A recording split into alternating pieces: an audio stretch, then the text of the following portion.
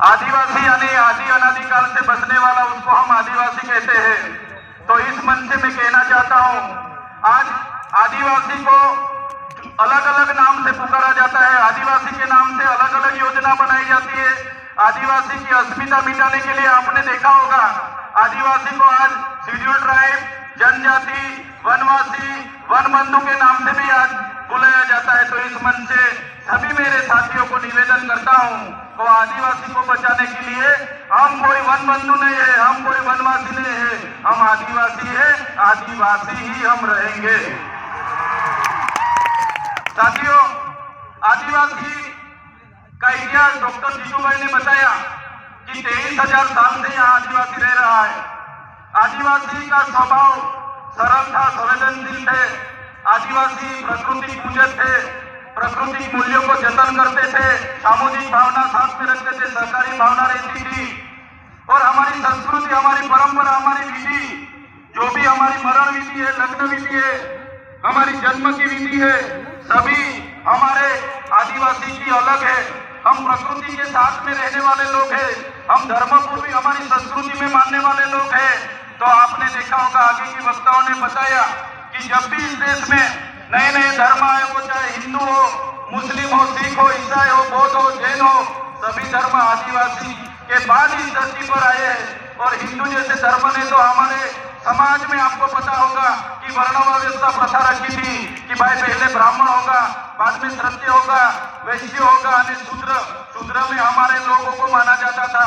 हमारे आदिवासियों को 5,000 सालों से हमारी गिनती शूद्र में होती थी। हमको शिक्षा लेने का अधिकार नहीं था, हमको कहीं भी जाने का अधिकार नहीं था। बाद में आपने देखा होगा, इसी हालत में भी देश के आजादी में हमारे कई सारे स्वतंत्र सेनानी लड़े, हमारे क्रांतिकारी लड़े, हमारे पूर्वज लड़े। वो चाहे बिरसा मुंडा जी हो, वो चाहे खाद्य नायक हो, वो चाहे कष्ट नायक हो, वो चाहे तिलका मांझी हो, झलकारी बाई हो, सभी आज हमारे पूर्वजों को ये मन से मैं याद करता हूँ। और साथ ही साथ में गौरव गोविंद जी हो, या दलवाड़ा की क्रांति हो, या रूप सिंह नायक हो, सभी का एक सपना था कि जब भी आदिवासी को स्वतंत्रता मिले तो आदिवासी स्वावलंबित होना चाहिए, आदिवासी स्वतंत्र होना चाहिए और आदिवासी का जीवन शोषण मुक्त होना चाहिए। लेकिन देश की आजादी के बाद भी जो सभ्य संस्कृति के लोग जो शासन में आए, जब जो अपने समाज को जो शुद्ध मानने वाले लोग आज देश के शासन में आए, देश में संविधान लागू हुआ।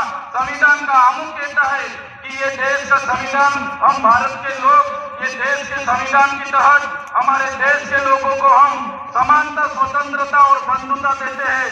लेकिन आज भी आदिवासी को समानता नहीं मिली, आज भी आदिवासी को स्वतंत्रता नहीं मिली, आज भी आदिवासी को दूसरी कास्ट में बंधुता नहीं मिली। इसलिए हम कहना चाहते हैं, हम कई सारे कार्यक्रम करते हैं और कई सारे मंच पर भी हमारी व्यक्तिगत बात हम रखते आ रहे हैं और आज भी हम इस मंच से रखेंगे। जब तक आदिवासी को स्वायत्त राज नहीं मिलेगा, आदिवासी का अपना स्वतंत्र राज नहीं होगा, तब तक ये सरकारों में आदिवासियों का विकास होने वाला नहीं है। हमको तीनों और चारों राज्यों, वो चाहे मध्य प्रदेश हो, महाराष्ट्र हो, गुजरात हो, राजस्थान हो, सभी नेतागण यहाँ बैठे हैं, सभी बुद्धिजीवी लोग यहाँ बैठे, कर्मचारीगण यहाँ बैठे। मैं मेरी व्यक्तिगत तौर पे से एक बात रखना चाहता हूँ, हमको आने वाले दिनों में हमारा जो भील प्रदेश था उसको लेने के लिए हमें आवाज, हमको भील प्रदेश मांगना पड़ेगा इस सरकार पे। देश का 29वां राज्य हमारा भील प्रदेश होना चाहिए और हमारा भील प्रदेश जब बनेगा तभी हमारा आदिवासी स्वायत्त राज में अपना विकास कर पाएगा। ये हम व्यक्तिगत सोच रहे साथियों। आपने देखा होगा, देश के आजादी के बाद हमारे पूरे देश में 8% आदिवासी है। हमारे अनेक राज्यों में बटे हुए हैं, वन के नाम पर, खदानों के नाम पर, जीआईडीसी के नाम पर, जीएमडीसी के नाम पर, कॉरिडोर के नाम पर, सेंचुरी एरिया के नाम पर हमारे आज भी पूरे देश में 1,80,00,000 से भी ज्यादा आदिवासी अपने गांव, अपने समाज, अपने संस्कृति, अपनी प्रकृति के साथ छीन बीन होके आज बेघर हो गए, बेवतन हो गए, आज बेबस हो गए। साथियों, हमें विकास से ऐतराज नहीं है, हमें विज्ञान से ऐतराज नहीं है, हमें ये सरकारी तकनीकों से ऐतराज नहीं है, लेकिन जब भी विकास की बात आती है हमारे आदिवासियों को वहां से विस्थापित किया जाता है। वो चाहे बांध हो, खनिज हो, जीएमडीसी हो, जीआईडीसी हो, कुछ भी प्रोजेक्ट नहीं आते हमारे आदिवासी को टारगेट किया जाता है। और हम जब भी सरकार के खिलाफ आदिवासियों के लिए आवाज उठाते हैं तो ये सत्ता में बैठे हुए लोग पुलिस का दुरुपयोग करके, उनके सत्ता का दुरुपयोग करके हमारे जैसे युवाओं को दबाने के लिए जेलों में डालते हैं।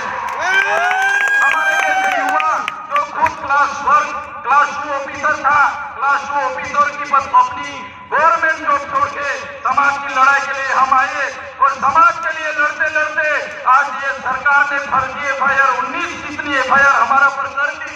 और काफी सारे नेता हमारे समाज के ही है, वो शासक पक्ष में है, फिर भी हमारे जैसे युवाओं को आगे बढ़ने नहीं दे रहे। हमारे जैसे युवाओं को कैसे गिराया जाए वो हमारे ही नेता सोचते हैं। तो इस मंच से मैं कहना चाहता हूँ, हमारे पूरे देश से विभिन्न राज्यों से लाखों आदिवासी माताएं, बहनें, वकीलें, युवा साथी यहाँ आइए। हमें आने वाले दिनों में हमको आदिवासी की अस्मिता बचाने के लिए चिंतन करना होगा। हमारे लोगों की शिक्षा की चिंतन करना होगा। हमारा लोगों के जो जंगल जमीन के अधिकार दिए जा रहे उनका चिंतन मनन करना होगा। आज तक हमारा संवैधानिक अधिकार लागू नहीं हुआ, वो चाहे अनुसूचित 5 हो, वो चाहे पैसा एक्ट हो, वो चाहे टोटल की बात हो। आज भी आदिवासी की ग्राम सभा की सत्ता नहीं मिली, आज भी रूढ़िगत ग्राम सभा का परवानगी नहीं दिया जा रहा है। ये सभी बातों को आज के इस मंच से हमको सबको चिंतन मनन करना पड़ेगा। और सभी साथी यहाँ पे आए तो ये आदरणीय मंच से जो भी बात रखते हैं उसको लेके हमारा हर संदेशा, हर उपदेश हर एक गांव में पहुंचना चाहिए। यही बात मैं रखूंगा।